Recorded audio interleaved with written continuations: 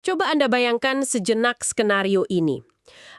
Anda sedang duduk di sebuah ruangan, terus memandangi selembar kertas yang penuh dengan coretan tinta. Orang-orang di sekitar Anda tampak dengan mudah membaca coretan itu, tertawa dan memahami maknanya. Tapi bagi Anda, itu hanyalah garis-garis acak. Sama sekali nggak masuk akal ya. Benar, Anda bahkan sama sekali tidak tahu bahwa huruf-huruf di atas kertas itu sebenarnya mewakili suara. Betapa luar biasa frustrasinya perasaan itu, bukan? Atau mari kita bawa imajinasi ini sedikit lebih jauh. Silakan. Bayangkan jika satu-satunya cara yang Anda tahu untuk mengekspresikan rasa frustrasi yang tak tertahankan itu adalah dengan keluar ruangan, lalu berbaring menatap langit-langit di lantai lorong, dan alih-alih mencoba memahami apa yang bikin Anda begitu kewalahan, atau mengulurkan tangan untuk membantu, orang-orang di sekitar Anda sekedar meletakkan kerucut lalu lintas berwarna oranye di dekat kepala dan kaki Anda. Ya, hanya ditaruh begitu saja. Betul. Tujuannya cuma agar Anda tidak terinjak oleh orang yang lewat. Terdengar seperti fiksi yang absurd kan? Tapi sayangnya, ini adalah realitas nyata yang pernah terdokumentasi di dalam sistem pendidikan kita. Dan realitas seperti itulah yang bikin pembahasan kita kali ini menjadi sangat krusial. Kita tidak sekedar membicarakan teori abstrak di atas kertas, melainkan kehidupan nyata dari anak-anak yang paling rentan. Tepat. Itulah mengapa penelusuran mendalam kita hari ini berpusat pada sebuah sumber yang sangat membuka mata.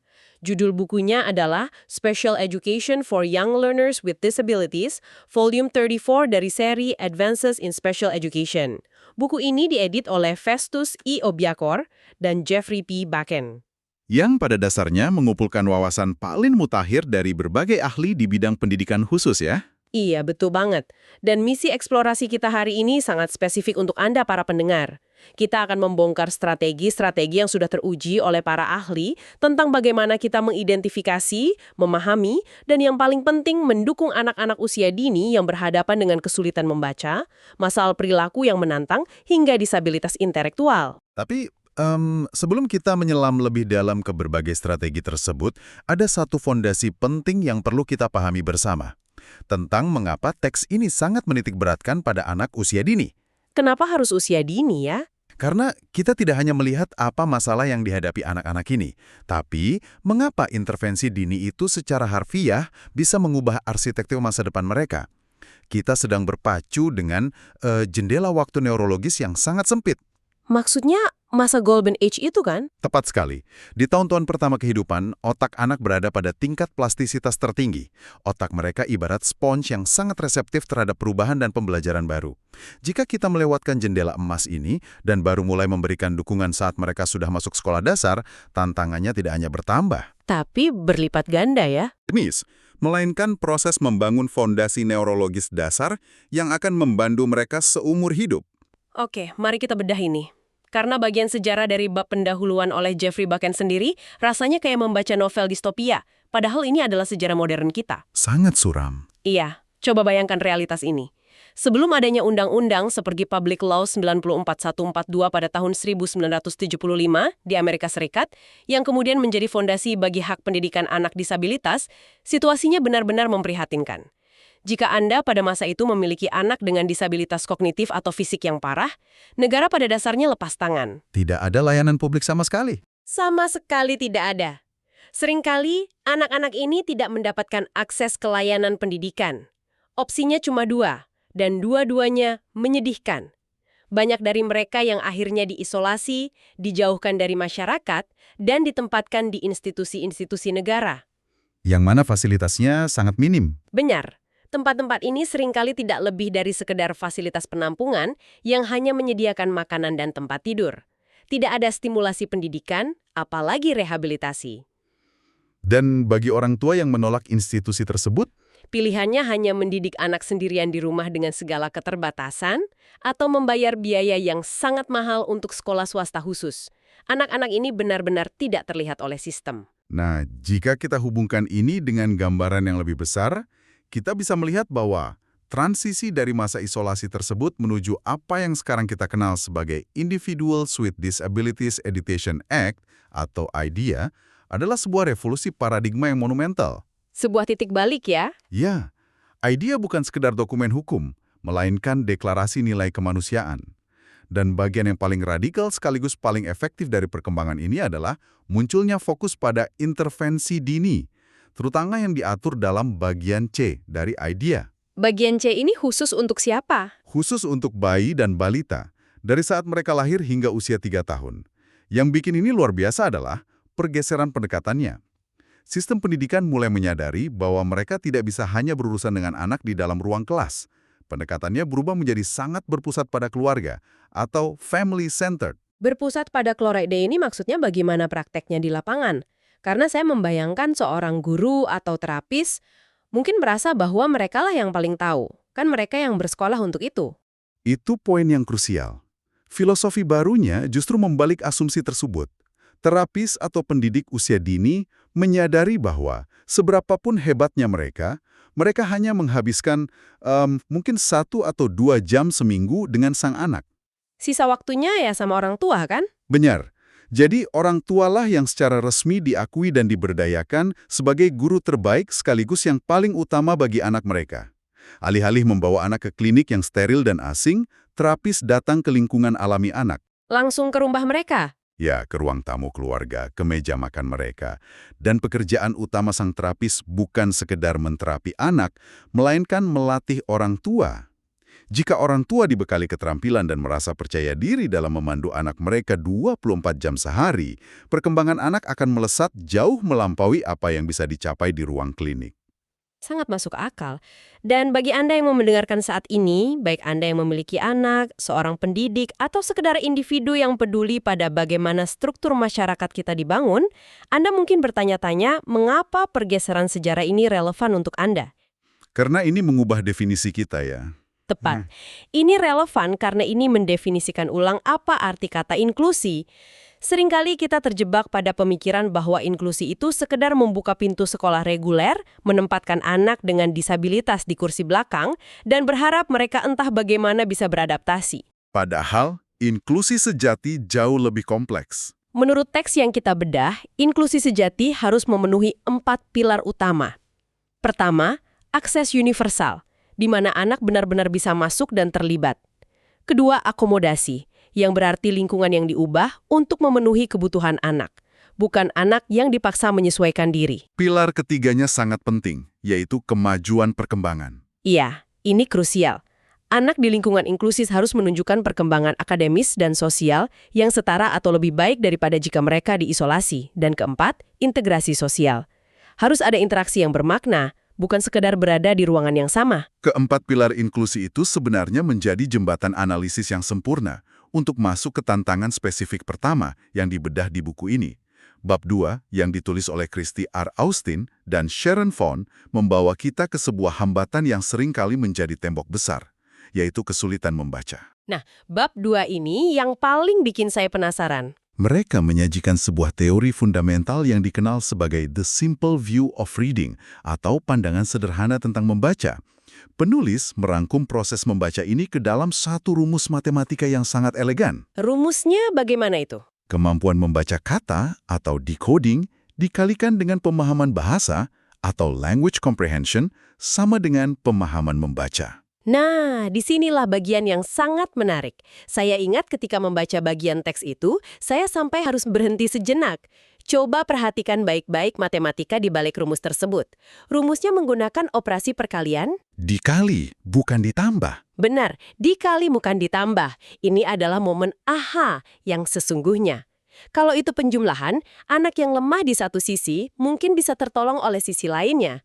Tapi karena ini perkalian, logikanya menjadi sangat berbeda. Sangat absolut hasilnya. Bayangkan seorang anak yang sangat pintar membunyikan huruf. Dia bisa membaca kata-kata panjang dengan lancar layaknya robot. Kita beri dia skor 1 untuk decoding. Tapi dia tidak tahu arti dari kata-kata yang baru saja dia bunyikan itu. Kosakatanya sangat terbatas. Pemahaman bahasanya 0 ya? Ya, pemahaman bahasanya kita beri skor 0. Maka secara matematis, 1 dikali 0 hasilnya mutlak 0. Pemahaman membacanya secara keseluruhan adalah 0. Dia hanya menyuarakan simbol, bukan sedang membaca. Dan logika yang sama berlaku sebaliknya. Anda bisa memiliki anak dengan pemahaman bahasa lisan yang sangat kaya. Mereka tahu banyak kosakata, bisa bercerita, skor pemahaman bahasanya 1. Tapi jika mereka belum memecahkan kode tentang bagaimana suara dipetakan ke dalam huruf, skor decoding mereka 0. Maka pemahaman teks tertulis mereka tetap 0. Ini menegaskan bahwa dalam pendidikan usia dini, kita tidak bisa memilih mana yang lebih dulu diajarkan, kan? Tepat. Pengajaran membaca wajib menargetkan kedua elemen tersebut secara paralel. Mari kita urai bagian pertama dari persamaan itu agar lebih jelas, yaitu kemampuan decoding atau memecahkan kode teks. Teks ini memberikan penjelasan yang sangat menjernihkan kebingungan antara dua istilah, yaitu kesadaran fonemik dan fonik. Dua hal ini sering dicampur adukan, padahal perbedaannya sangat mendasar. Pembedaan itu sangat krusial di lapangan. Kesadaran fonemik itu bisa dilakukan sepenuhnya di dalam ruangan yang gelap gulita. Ruangan gelap maksudnya bagaimana? Maksudnya, ini murni tentang suara. Tidak butuh visual huruf. Ini adalah kemampuan anak untuk mendengar dan memanipulasi suara individu atau fonem di dalam sebuah kata yang diucapkan. Misalnya kata bahasa Inggris, sad. Anak bisa memecahnya menjadi 3 suara terpisah. S, A, D. Murni pendengaran ya? Benar. Semuanya murni auditori. Setelah anak menguasai fondasi suara ini, barulah kita menyalakan lampu dan memperkenalkan fonik. Fonik adalah proses memetakan suara-suara tadi ke simbol visual yang kita sebut huruf. Proses memecah suara itu terdengar mudah bagi orang dewasa, tapi pasti sangat abstrak bagi anak kecil. Dan sumber kita memberikan satu contoh strategi instruksional yang brilian untuk menjembatani hal ini. Kotak Elkonin ya. Iya, kotak Elkonin. Secara visual, guru menggambar deretan kotak-kotak kosong berdampingan di papan tulis. Satu kotak mewakili satu suara dari kata yang akan dibedah. Kemudian, mereka menggunakan token fisik seperti kepingan magnet. Setiap suara satu token. Token ke dalam kotak. Jadi untuk kata shape, meskipun ejaannya ada 4 huruf, S, H, I, P, secara suara hanya ada 3 bunyi. Sh, I, P. Maka anak hanya akan menggeser 3 token ke dalam 3 kotak. Teknik ini memberikan wujud fisik yang bisa dipegang untuk sebuah suara yang sebetulnya tidak kasat mata. Itu adalah intervensi yang sangat cerdas untuk variabel decoding. Tapi setelah anak mulai lancar membaca kata, persamaan tersebut memaksa kita melihat variabel kedua, yaitu pemahaman bahasa lisan. Variabel yang dikalikan tadi ya? Ya, dan disinilah teks tersebut menyoroti satu faktor yang sering tidak disadari oleh para pendidik, yaitu betapa krusialnya pengetahuan latar belakang atau background knowledge. Pengetahuan latar belakang inilah yang memberikan jangkar konteks pada kata-kata yang dibaca anak. Tanpa konteks mereka akan bingung. Sangat bingung. Penulis memberikan satu ilustrasi yang sangat tajam menggunakan kata equal dalam bahasa Inggris. Ilustrasi itu sangat membekas di pikiran saya. Coba bayangkan, seorang anak membaca kata equal. Dalam konteks pelajaran matematika di pagi hari, kata equal berarti jumlah yang sama persis. 2 tambah 2 equal dengan 4. Sangat presisi. Sangat kaku maknanya. Tapi kemudian di siang harinya, dalam pelajaran sejarah, guru berbicara tentang hak yang equal bagi semua warga negara. Maknanya berubah drastis, menjadi tentang keadilan dan kesetaraan nilai manusia. Bukan lagi sekedar angka di atas kertas. Benar. Dan jika seorang anak berasal dari lingkungan yang jarang memberikan exposure terhadap pengalaman hidup yang beragam, mereka datang ke sekolah dengan defisit pengetahuan latar belakang ini. Defisit ini tidak terlihat saat mereka membaca buku cerita sederhana. Tapi begitu teks mulai kompleks, pemahaman membaca mereka tiba-tiba anjlok. Seolah menabrak tembok yang tak terlihat, membaca teks yang bisa dibaca bunyinya tapi miskin konteks maknanya, itu ibarat mengurai kode rahasia yang bahasanya tidak Anda mengerti. Frustrasi semacam inilah yang membawa kita secara natural ke tantangan besar berikutnya. Bab 3 ya? Ya, bab 3. Yang digawangi oleh Frederick Brigham dan rekan-rekannya, mereka mengeksplorasi apa yang terjadi ketika kebingungan akademis bermanifestasi menjadi masalah perilaku. Dan bab ini menyajikan sebuah anekdot nyata yang bikin saya sampai harus membaca ulang paragraf tersebut. Kisah tentang speed bump itu. Tepat. Ini kisah tentang seorang anak sekolah dasar yang secara tragis dijuluki speed bump atau polisi tidur oleh komunitas sekolahnya. Anak laki-laki ini punya kebiasaan di mana setiap kali dia merasa kewalahan atau bosan di kelas, dia akan berjalan keluar dari ruang kelas. Lalu berbaring di lantai lorong sekolah yang sibuk kan? Ya, dia sekedar berbaring terlentang, diam di sana, menatap langit-langit. Lalu, apa respon sistem sekolah? Alih-alih mencoba mencari tahu kenapa instruksi di kelas membuatnya harus kabur, sekolah malah menjadikan hal ini sebagai rutinitas resmi. Mereka mengirim asisten guru. Betul. Mereka menugaskan asisten guru khusus. Setiap anak ini berbaring, asisten tersebut dengan tenang mengambil 2 buah kerucut lalu lintas berwarna oranye terang, satu diletakkan di dekat kepalanya, satu lagi di dekat kakinya. Hanya untuk memastikan dia tidak terinjak oleh siswa lain. Persis, asisten itu duduk di sebelahnya. Hal yang sangat menarik di sini adalah betapa anekdot speed bump ini secara telanjang membedah perbedaan fatal antara intervensi dan sekedar akomodasi dangkal. Brigham dan rekan-rekannya menawarkan analisis mendalam dengan mengutip novelis Chris Cleave. Kutipan itu menyatakan bahwa kita harus selalu hidup dalam 2 ritme waktu secara bersamaan. Ritme yang mendesak atau the urgent, dan ritme yang selalu ada di masa depan atau the always. Lensa yang sangat tajam untuk melihat kasus ini. Kerucut lalu lintas oranye itu jelas-jelas hanya mengatasi ritme yang mendesak. Keselamatan fisik anak itu saat itu juga memang penting. Tapi pendekatan itu secara total mengabaikan the always, masa depan si anak. Sistem ini mengorbankan masa depan sang anak hanya demi ketenangan sesaat di hari itu. Anak itu tidak belajar meregulasi emosinya, dia tertinggal secara akademis, dan dia menjadi tontonan. Terisolasi dari teman-temannya. Tragis, tapi untungnya teks ini menguraikan solusi intervensi perilaku berbasis bukti yang proaktif. Sebagai contoh, ada model intervensi yang disebut best in class. Yang unik dari program ini adalah fokusnya pada guru, bukan sekedar menghukum anak. Asumsinya adalah perilaku anak adalah respons terhadap lingkungannya.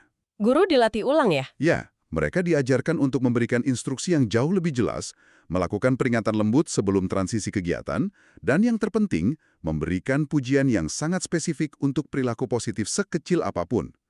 Ketika interaksi ini diubah, perilaku menantang siswa menurun drastis. Selain fokus pada guru, saya juga sangat tertarik dengan teknik yang memberikan kontrol kembali kepada anak, yaitu progressive muscle relaxation atau relaksasi otot progresif. Karena mengatur emosi yang meledak-ledak itu sangat sulit jika hanya lewat kata-kata bagi anak usia dini. Benar, intervensi ini menggunakan tubuh. Anak-anak diajari rutinitas berbaring di atas matras dan diinstruksi yang untuk secara sadar menegangkan kelompok otot tertentu di tubuh mereka dengan kuat selama beberapa detik, lalu melepaskannya. Ini memberi mereka umpan balik fisik yang nyata antara tubuh yang tegang dan tubuh yang rileks. Strategi ketiga yang dipaparkan adalah memanfaatkan dinamika sosial melalui peer tutoring atau bimbingan tutor sebaya. Menggunakan teman sekelas ya? Ya, atau anak dari kelas yang lebih tinggi. Saat anak yang memiliki masalah perilaku dipasangkan dengan teman sebayanya untuk berlatih membaca kata-kata dasar, hasilnya menguntungkan kedua belah pihak. Anak yang jadi tutor mengembangkan empati dan jiwa kepemimpinan. Sementara anak yang diajar justru lebih reseptif terhadap bimbingan dari teman sebayanya dibanding dari orang dewasa. Kekuatan pengaruh teman sebaya ini sering kita lupakan di kelas. Nah, dari masalah perilaku, kita beralih ke tantangan yang mungkin membutuhkan lapisan dukungan paling komprehensif. Bab 4. Tentang disabilitas intelektual oleh Emily C. Bauk dan Courtney Maher. Untuk memahami bab ini, kita harus sepakat dulu tentang apa yang secara klinis didefinisikan sebagai disabilitas intelektual. Dalam sistem pendidikan khusus, label ini diberikan ketika seorang anak memiliki skor IQ di bawah 70, disertai dengan tantangan dalam fungsi perilaku adaptif mereka. Perilaku adaptif ini mencakup area konseptual seperti bahasa, sosial seperti berinteraksi yang aman, dan praktis seperti merawat diri sendiri.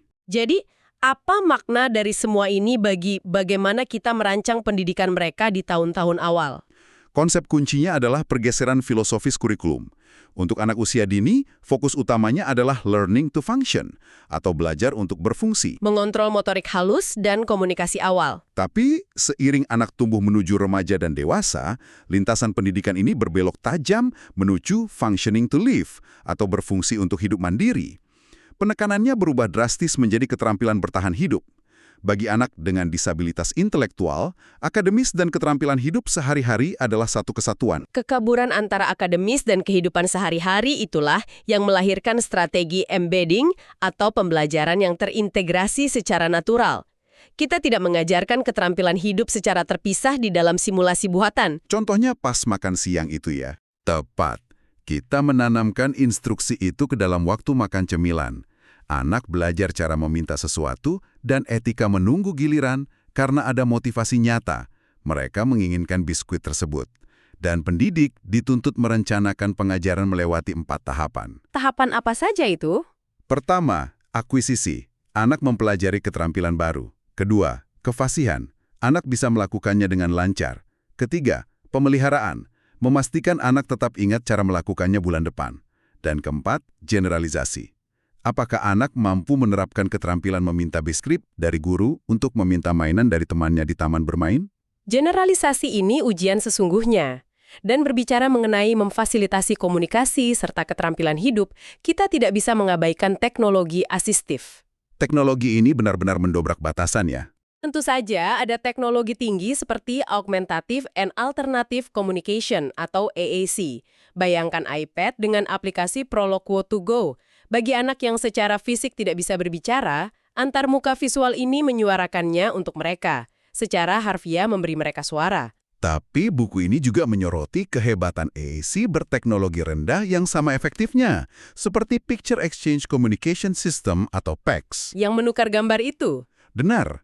Anak memiliki buku berisi kartu gambar. Jika ingin minum, mereka melepas gambar cangkir dan menyerahkannya ke orang dewasa. Tindakan fisik ini mengajarkan fondasi dasar komunikasi dua arah. Namun inovasi yang paling memikat justru modifikasi lingkungan berteknologi sangat rendah namun berdampak luar biasa. Contohnya penggunaan grip shelf liners, alas karet anti-slip yang biasanya untuk laci dapur agar panci tidak bergeser.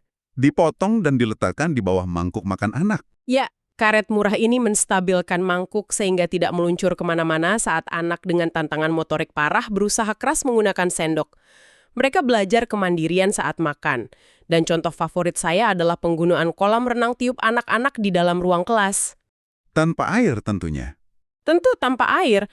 Kolam itu diletakkan di lantai dan seorang anak dengan keterbatasan motorik parah ditempatkan di tengahnya bersama mainan edukatifnya. Pinggiran kolam yang menggembung berfungsi sebagai pembatas lembut yang menahan mainan agar tidak menggelinding jauh. Solusi yang sangat sederhana, tapi memecahkan masalah kemandirian bermain. Bergantung pada orang dewasa. Dengan inovasi murah ini, dia punya kontrol penuh. Kita telah melakukan perjalanan panjang hari ini, mulai dari sejarah menuju undang-undang inklusi, matematika pemahaman membaca, tragedi speed bump, hingga inovasi dari iPad hingga kolam tiup. Ini memunculkan satu pertanyaan penting ketika kita menyatukan semua wawasan ini. Bagaimana sistem pendidikan secara makro harus berevolusi? Pola yang terbukti gagal adalah model reaktif, menunggu anak gagal berkali-kali, baru mencari solusi. Harusnya proaktif dari awal. Pasti. Seluruh data mengarah pada satu kesimpulan mutlak. Sistem pendidikan harus dibangun dengan arsitektur pencegahan sejak usia balita. Menggunakan instruksi eksplisit dan rutinitas terstruktur bukanlah opsi tambahan, melainkan mandat etis bagi masa depan anak. Dan bagi Anda yang terus menyimak hingga saat ini, pemahaman mendalam tentang intervensi dini ini memiliki gaung yang melampaui tembok ruang kelas. Wawasan hari ini adalah sebuah cermin raksasa yang kita hadapkan pada diri kita sendiri. Cermin itu memantulkan bagaimana masyarakat kita menghargai dan melindungi setiap bentuk pikiran manusia. Ini parameter peradaban kemanusiaan kita. Sebagai penutup, saya ingin meninggalkan Anda dengan satu pemikiran provokatif. Kita baru saja melihat bukti tak terbantahkan tentang bagaimana struktur pengajaran yang dirancang secara sangat intensional, seperti membedah bahasa menjadi suara kecil atau rutinitas kelas yang presisi, terbukti mampu menciptakan mujizat kognitif bagi anak-anak dengan disabilitas parah. Perkembangannya bisa sangat drastis. Nah, jika metode pengajaran yang sangat terarah dan disengaja ini bisa merombak radikal lintasan hidup mereka yang menghadapi rintangan terbesar, mungkinkah selama ini kita telah keliru dan meremehkan potensi semua anak-anak kita? Sebuah pertanyaan besar. Mungkinkah anak-anak reguler tanpa label disabilitas sebenarnya bisa mencapai hal-hal yang jauh lebih mencengangkan, namun tidak terwujud hanya karena kita membiarkan mereka belajar secara kebetulan di sistem pendidikan reguler kita? Sebuah pemikiran untuk Anda jelajahi. Teruslah membaca, teruslah mempertanyakan status quo, dan terima kasih telah bergabung dalam penelusuran mendalam kita kali ini. Sampai jumpa!